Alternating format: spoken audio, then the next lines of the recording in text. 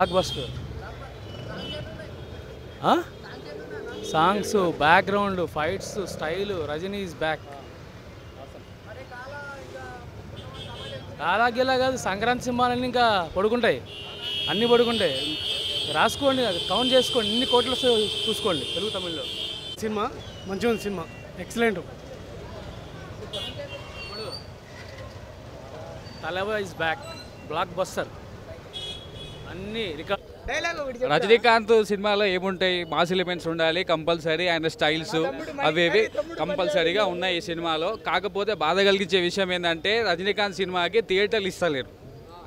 రేపు రిలీజ్ అయితే సినిమాలు, నిన్న ఒక సినిమా రిలీజ్ అయింది, పిచ్చి సినిమా అది. ఎన్టీఆర్ని ఆల్రెడీ చూసేస్తాం కదా మనం.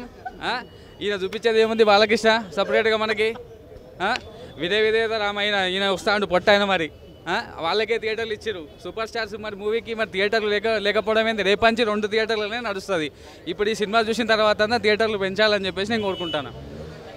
సినిమా మాత్రం బాగుందన్న. డైలాగ్ ఈ సినిమాకి చెప్పడం ఏమో మా రజనీ అన్న బాగుంది. బాగుంది, చాలా బాగుంది, చాలా బాగుంది, అన్నీ బాగున్నాయి. కంపల్సరీ చూడండి ప్లీజ్.